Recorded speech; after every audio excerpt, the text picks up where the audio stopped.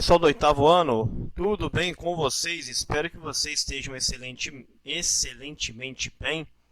Estamos aí iniciando mais um ano letivo 2021 e vamos hoje começar a nossa matéria da semana 1 do nosso PET 1. Vamos falar um pouquinho de território brasileiro, vamos falar um pouquinho aí da organização do Brasil, organização do território brasileiro. Vamos lá então aos nossos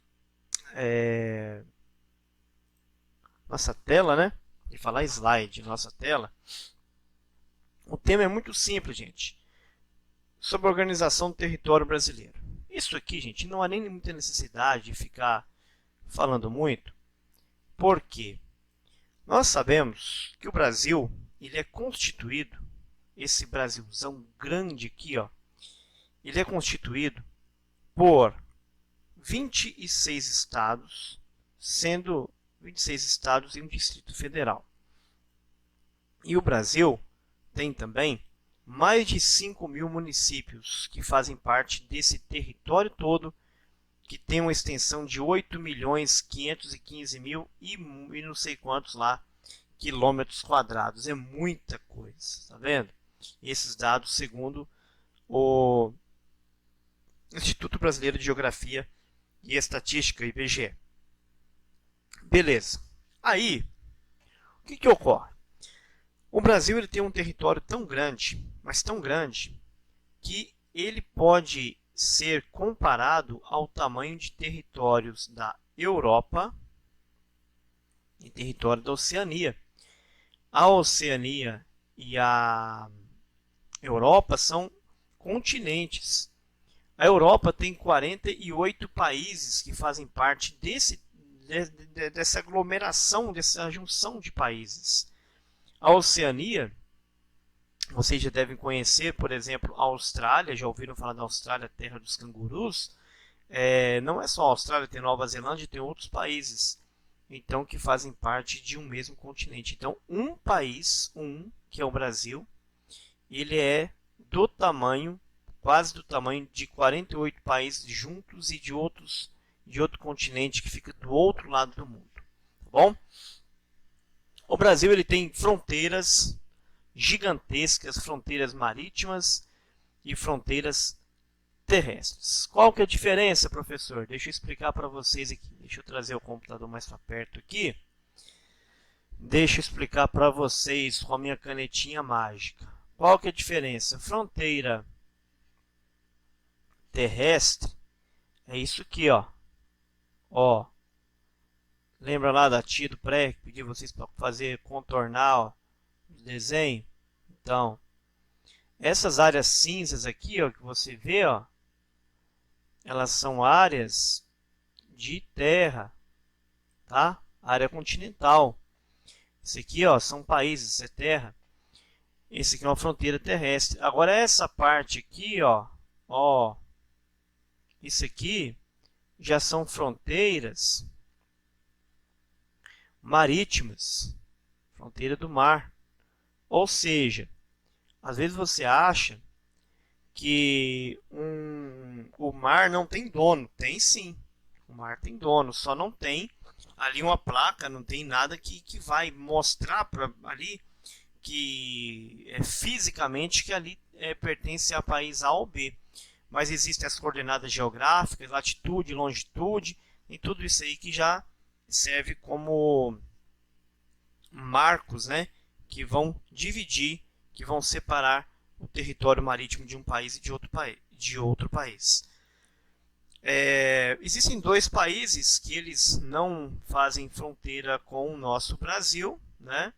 É o Chile e o Equador. E outra informação importante é que o Brasil é banhado pelo Oceano Atlântico, tá bom? Vamos mais adiante. Deixa eu ver se tem mais alguma informação importante aqui. O Brasil, né, ele é um país com uma grande biodiversidade natural, tá? Muita diversidade natural. O Brasil tem vários tipos de biomas, tem vários tipos de espécies animais, espécies vegetais. Isso tudo já é por causa também da diversidade de climas, tá? que existem no Brasil. O Brasil tem vários tipos de clima. Aqui em cima, aqui, ó, norte do Brasil, por exemplo, é o clima equatorial. Aqui já tem um semiárido. Aqui já tem um tropical, aqui já tem um subtropical. Então, o clima ele está totalmente ligado à questão da paisagem, da vegetação. Vamos lá então às atividades, sem perca de tempo. América do Sul. Tem um mapa da América do Sul? E o que é para você fazer aqui? Vamos entender que existem duas linhas que estão sendo trabalhadas aqui, que é o Trópico de Capricórnio e a linha do Equador. Essas linhas, gente, como eu já falei, eu falo com vocês no 6º ano, né? A linha do Equador, os trópicos de Câncer, de Capricórnio, Círculo Polar Ártico, Círculo Polar Antártico, essas linhas, gente, não é um barbante, elas não existem fisicamente. Elas são linhas imaginárias, tá? Ó, elas são imaginárias. Linha, né? Isso aqui, ó. A coordenação motora do professor não é boa, não. Não é só. Mas isso aqui são linhas imaginárias, tá? Tudo que está para cima da linha do Equador é norte. Tudo que está para baixo da linha do Equador é sul, tá bom? Hemisfério norte, hemisfério sul. O marco 0, o que divide em norte e sul, é a linha do Equador, tá bom? Agora vamos às atividades. Quais as linhas imaginárias, ou seja, quais são os paralelos que interceptam o território brasileiro? Opa, hein? Até circulado aí, ó. Fácil.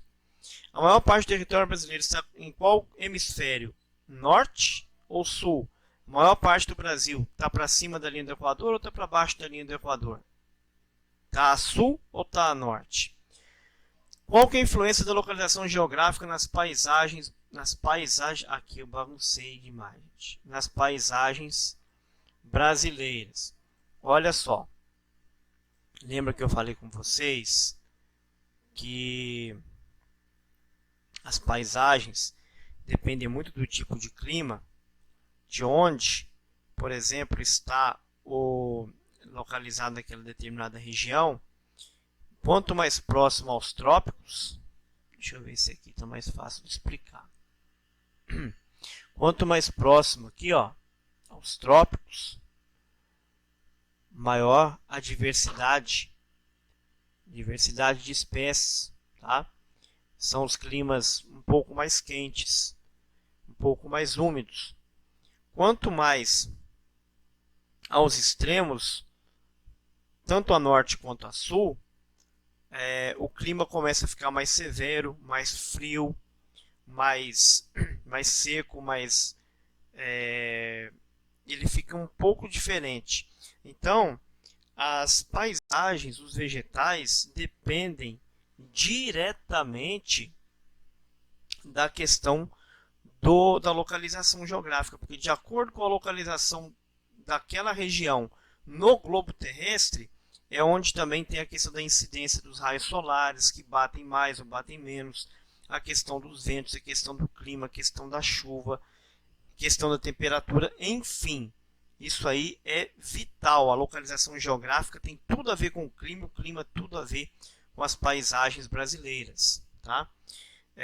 Sobre a questão de povoar ou perder, tem um texto, isso aqui é uma interpretação de texto, e vai perguntar para vocês aí qual que é a atividade econômica que Portugal começou no Brasil, em qual parte do território essa atividade econômica foi realizada, qual que foi a importância dessas práticas agrícolas para a ocupação do território brasileiro.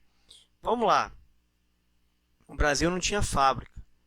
O que era possível fazer para sustentar os europeus, os portugueses que vinham cá para o Brasil? Eles iam comer vento? Eles iam comer folha de árvore? Não. Eles iam comer alimentos.